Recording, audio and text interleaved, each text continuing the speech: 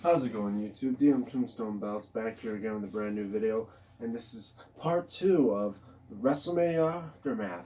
Because, guys, like I mentioned before in the last video, this is my thoughts of WrestleMania since it's too big for one night, so we're going to do it in 2 parts. And, of course, day 2 was quite extravagant since, like, day 1, which if you put them all together for one night, it would have been 16 matches in total. 8 matches in day 1, and then there's 8 matches for day 2. And obviously, guys, I'm making this video just right after WrestleMania.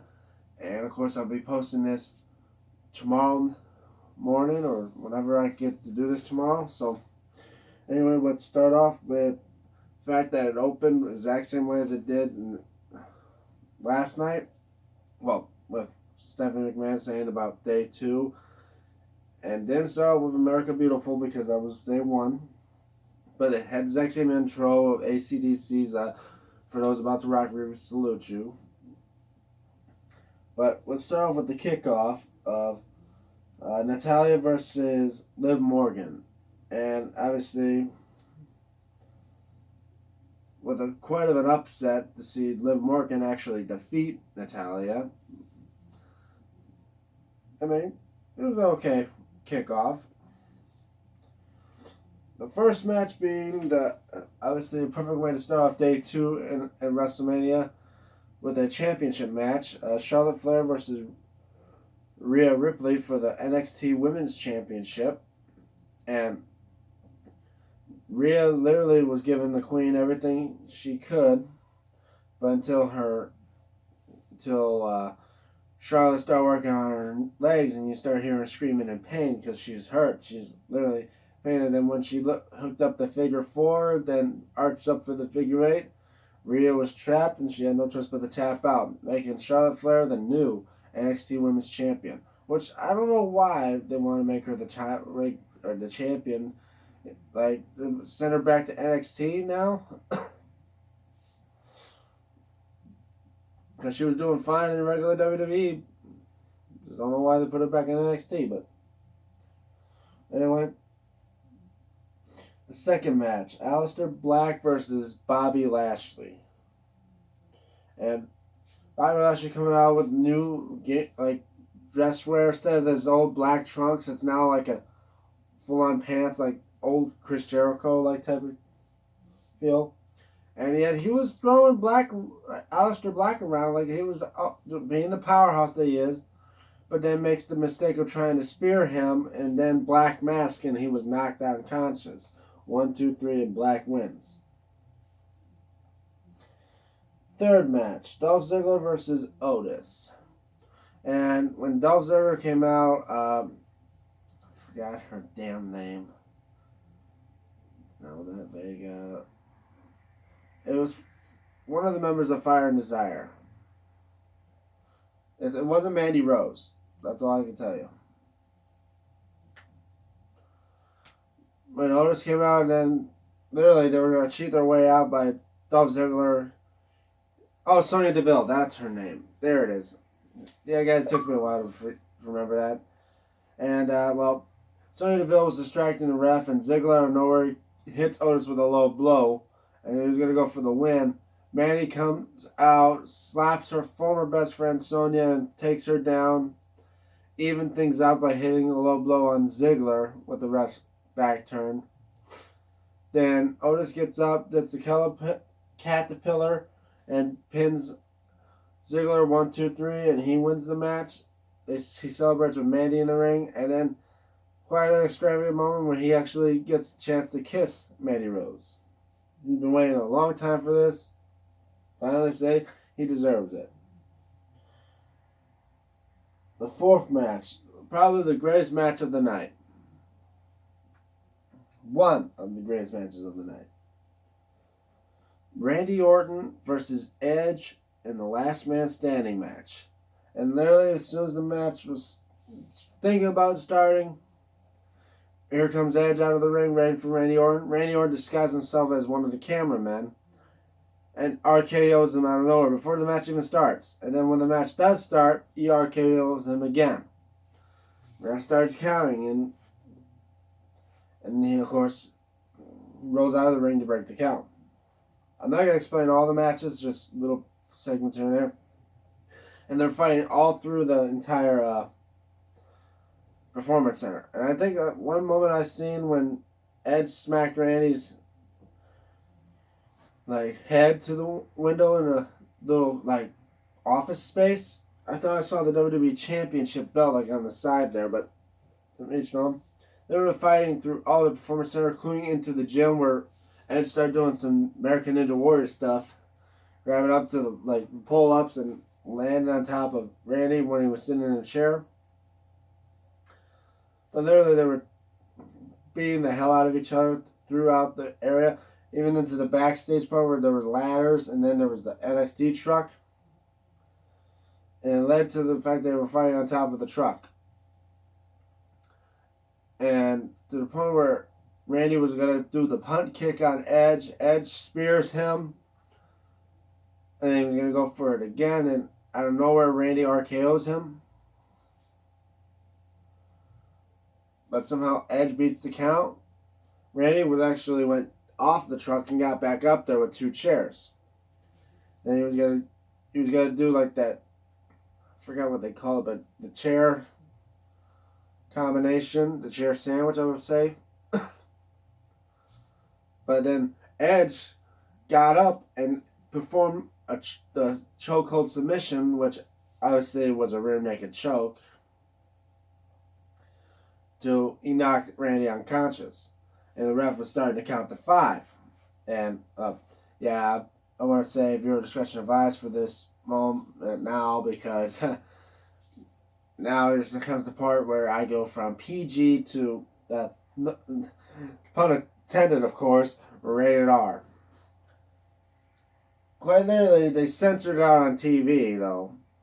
But Edge clearly said, "Don't you fucking count."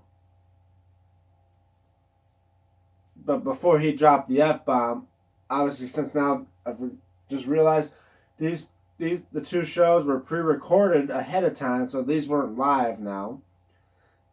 Even though it should have been live, which is bullshit. But he clearly said, "Don't you fucking count." Until he smacks him with that chair, I forgot to say, a chair sandwich. And then they do the 10 count and Edge wins the match. And then in between the matches, the 24/7 title, where Mojo Rawley was running around trying to hold the title. And then the host, Rob Gronkowski, gets off the stage, jumps down on top of everybody that's going after the champion, pins his buddy Mojo Rawley, and walks and runs out of the Performance Center as 24/7 champion. That's right, guys. The host won the title and ran out before he could even finish the night. And since he was no longer there, they had Titus O'Neil fill in. But anyway, the 5th match, Austin Theory and Angel Garza versus the Street Profits. Quite an extravagant night. It was quite a good match. Besides the fact they kept on shouting out WrestleMania through the whole thing. I mean, yes, it's WrestleMania. No need to keep. For those that have a literally 3-second memory, where they don't even know what the hell they're watching, at least this could be the match to help them with that. In the end, it involves with the Street Profits retaining the Raw Tag Team Championships. And it was okay. Then involved with a brawl at the end with Garza and them attacking them and Sina Vega helping, and then out comes Bianca Belair that drops Vega right on her face, and there's a post celebration with the Street Profits. And with the 6th match, the fatal 5-way women's elimination match. Lacey Evans versus Naomi versus Tamina versus Sasha Banks versus Bayley for the SmackDown Women's Championship. It starts off good with everyone literally trying to go after Tamina because she's the powerhouse of the group. And all of them getting floored. But then she ends up getting eliminated, and then that's when everything starts to even out. And then it ended up with a bad case of Naomi trying to make her moment like she did at WrestleMania 33, but ends up getting eliminated. Leaving down to Sasha Banks, Bayley, and Lacey Evans. Lacey Evans literally had to do a 2-on, was literally not even a triple threat, it was a 2-on-1 handicap match. 2-1 little screw up between the two best friends. A woman's right knocking out Sasha Banks. And of course her getting eliminated. And then it was just down to Bayley and Lacey Evans. But Lacey Evans put up a fight, but it wasn't enough, to which Bayley ends up retaining the SmackDown Women's Championship thanks to Sasha Banks, who was already eliminated, coming out to help her out, since there was no disqualifications. Now, our 7th match. I hate to admit this, but because it's one of the weirdest of all matches. John Cena versus The Fiend Bray Wyatt in a Firefly Funhouse match. And yes, this was equivalent to what it was like for the Boneyard match, exact same filming style and all. Instead, they go to the Firefly Funhouse show with John Cena there, goes through the closet where Bray was waiting for, in a dark place where the ring was, and it goes switching through several phases. Quite literally, this is one of the weirdest segments I've seen ever. Even near the end, at the end of the match, even Titus O'Neil was like, I don't even know what I saw. Fall would go through the stages of John Cena. It actually showed the SmackDown fist put all the way together. You guys remember from watching SmackDown with the fist? They set up the fist, and it was back to when John Cena was the ruthless aggression John Cena. And then they go through other phases of him going like the Dr. Thugonomics to the NWO type thing. And the funny thing, there was a second one he did with the NWO and all, because as well Bray Wyatt was switching through set parts, like they even talk about Husky Harris and all those through his matches. I would say, like, there was not much of fighting because John Cena was trying to fight him, and yet he could never had a chance to even lay a hit on Bray. And it was not much fighting at all. It was just like, looked like little promo segments or some shit. And the funny thing is, during the time when John Cena was going to like an NWO feel, literally the puppet of Boss McMahon or McBossman was as an announcer with the vulture thing, and you hear him say, "This is some cool shit," or something like that. It's like you actually hear him say the S-bomb. Just like the other day. It's like, really? I'm surprised they're able to say that. What, can they say shit now? But and when it finally got to the actual fight, and when John Cena was starting to lay down hits on Bray, it switches to the fat pig puppet in John Cena to normal gear. Then right behind him will become the Fiend, puts down the mandible claw. Then you see the normal Bray Wyatt pinning 1, 2, 3. And finally, I say Bray Wyatt gets his first win at WrestleMania. He is now 1-3. I was surprised they were going to make him lose again. Be like the anti-streak or something like that. Making Bray Wyatt go have a defeated losing streak. But she was wrong. And I would say it wasn't what I quite expected, but it was different. I mean, I gotta say, the damn thing kind of was stupid. But at least they try to salvage with the 8th and final match, Drew McIntyre versus Brock Lesnar for the WWE Championship. Drew McIntyre was waiting for over a decade to get what he needed, and that was the shot for the WWE title. He was a former Intercontinental Champion, guys. A former current numerous time tag team champion. A former NXT champion, but he never had the shot for the world title. till tonight. And then finally, people are seeing him being the big star he is. And yet, for him to go up against someone like the Beast. And yet, Paul Heyman didn't even help out with the announcement when he announced Brock Lesnar. They had the regular announcer just do his stuff. And of course, it started off with Brock Lesnar trying to already getting advantage of plowing through Drew McIntyre to the turnbuckle till he gets to the other side, about to go at him again. Claymore out of alright, so fast. It drops Brock Lesnar. First Claymore. Then he was going to go for another one, but Brock Lesnar picks him up and starts, and he it was going after a couple suplexes. Then he would F5 him.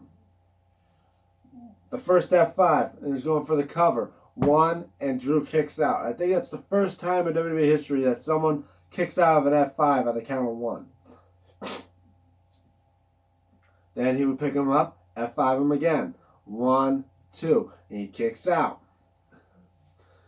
Then he gets him again. Another F5, 3 F5s. 1, 2, and he kicks out again. Then, of course, Brock Lesnar getting more angry, more pissed off. Finally, he's about to get him up for another F5. Drew gets him off. Claymore kick. And, of course, now that stuns Brock Lesnar. He's going to get up again. Another Claymore. And now he's rolling around on his back and he doesn't know what to do. And Drew's telling Brock to look at him when he's down on his knees. And then goes for another one when he's not even standing up. And he goes for the cover. 1, 2, 3. And by the end of the night, Drew McIntyre finally got to what he truly deserves to be. A WWE champion. And finally getting rid of that worst mistake that WWE has to have, is being the fact that Brock Lesnar being WWE champion. But at least it's no more the fact that nobody wants to see Brock Lesnar hold these titles for so long when he's barely even going to defend them. Who in their right mind wants to see Brock Lesnar be a champion? If you in the comments below say, I do, please, be smart. And in fact, you're dumb. I see you guys as an idiot to see Brock Lesnar be a WWE champion. He barely shows up. I mean, 9 times out of 10, he only will show up like at least 6 times out of the year to defend the title. Because he's a part-timer. And the fact that I'm surprised that he was at least to defend it tonight. Well, he has no choice but tonight. But if he even won, you see him defending that title at Money in the Bank? Probably not. Then again, he didn't want to be in the WWE. Talk about quitting, going to UFC. Then stay at, maybe just rambling now, but just stay at fucking UFC. If you like it there, be there. No one wants to see you keep on grabbing the titles. I'll be surprised if you'll be the next person to be a 16-time world champion because WWE keeps giving him the goddamn belt. But anyway, that's WrestleMania Day 2. A lot of shockers, but a lot of suspected outcomes. And what I think about the show entirely, obviously a lot different because it's at the Performance Center, not at the stadium in Tampa Bay like it was supposed to. No pyro, besides some steam, or the smoke like you see for Edge and that. Several title changes and several big match victories, but and I'm gonna say this is it's not bad, but it's also not as good as last year's though. And that's saying much for me being an Undertaker fan. So far, I can say the best of all those matches for WrestleMania,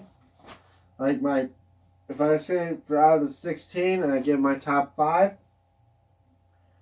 right now, saying Owens and Rollins being at number 5,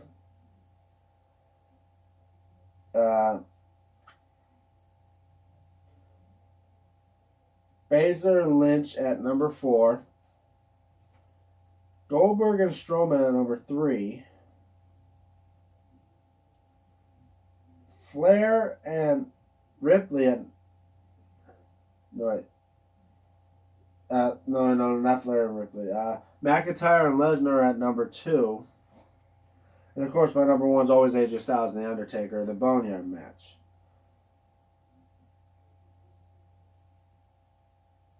But that's pretty much my top 5 matches of this year's WrestleMania. Because for me, you always got to have an Undertaker match in your top 5 matches of that WrestleMania total. But anyway, that's my thoughts on WrestleMania 36. And I know it's probably because due to the world problems or due to the fact of the pandemic that's going around right now, or the causes, it's why WrestleMania is not as, as big as they were expecting it to be. But hopefully when all the bullshit in the world has come to an end, they prepare for WrestleMania next year. WrestleMania 37, which is going to go Hollywood, guys. And hopefully it'll be a little bit better than this year's. But anyway, that's it for me, guys. Don't forget to leave a like in this video. Don't forget to share. Don't forget to subscribe. Leave your comments below what you guys think. And as well, follow me on my social media at Twitter at DMTombstone96 and as well on Instagram, DME96, to keep up with what I've been doing, because I'll post there. I'm DM Tombstone Belts, and I'll see you guys in the next video.